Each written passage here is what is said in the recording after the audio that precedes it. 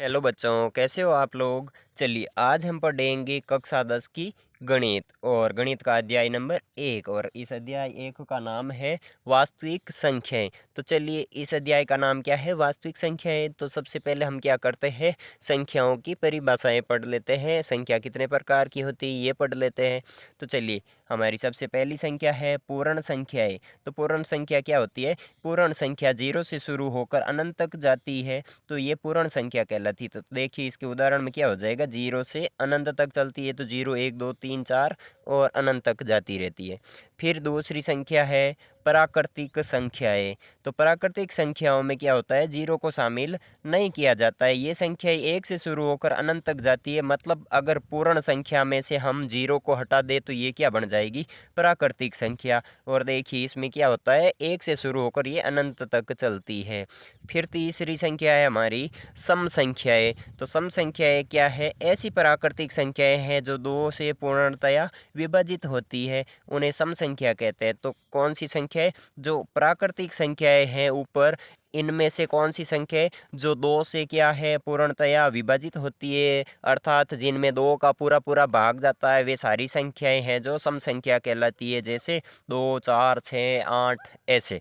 वापस अगली संख्या है हमारी चौथी, विषम संख्या। तो विषम संख्या में क्या हो जाएगा कि ऐसी प्राकृतिक संख्या जो 2 से पूर्णतया विभाजित नहीं होती है, अर्थात 2 का भाग पूरा पूरा नहीं जाता है, तो वे संख्याएं विषम संख्या कहलाती है।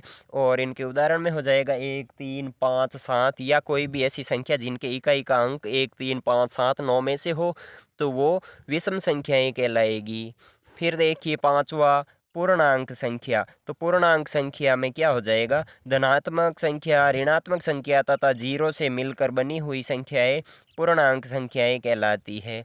तो सबसे पहले देखिए धनात्मक संख्या क्या होती है। तो धनात्मक संख्या हमारी प्लस वाली सारी संख्याएं जो 0 के दाईं ओर आती है धनात्मक संख्या कहलाती है। तथा ऋणात्मक संख्याएं ऐसी संख्याएं जो माइनस वाली सारी संख्याएं हैं जो 0 के बाईं ओर आती है, ये ऋणात्मक संख्या कहलाती है। तथा इनके साथ 0 को भी मिला दिया जाए तो ये पूर्णांक संख्याएं बन जाती है।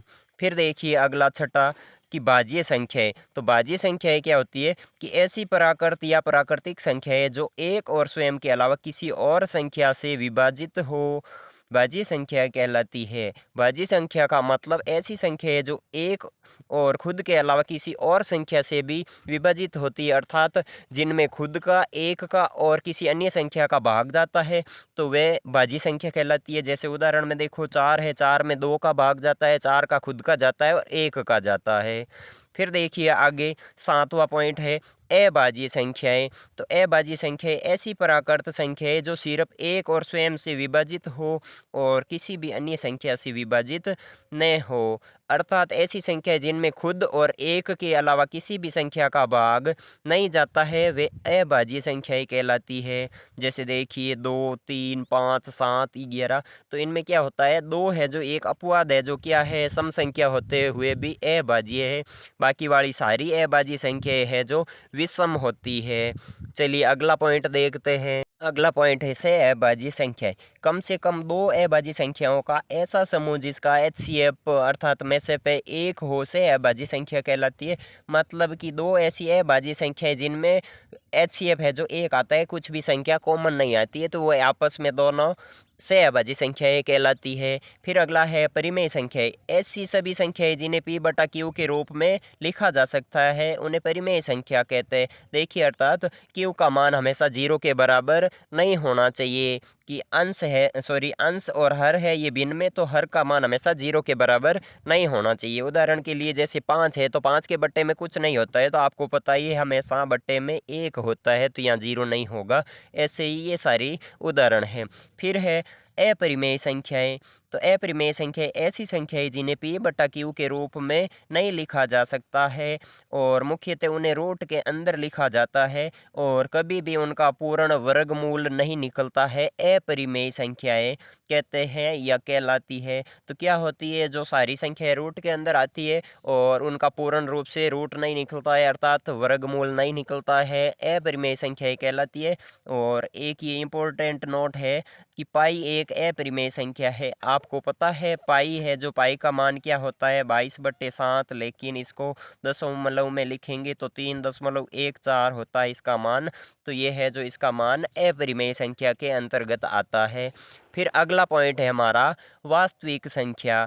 तो परिमेय और अपरिमेय संख्याओं को सम्मिलित रूप से लिखने पर वास्तविक संख्या प्राप्त होती है। तो क्या हो जाएगा, वास्तविक संख्या क्या है कि परिमेय और अपरिमेय संख्या है जो सम्मिलित रूप से हम लिखते हैं तो ये वास्तविक संख्याएं कहलाती है। उदाहरण के अंदर आधी अपरिमेय संख्या और आधी परिमेय संख्या आ जाएगी। फिर अगला है अवास्तविक संख्या।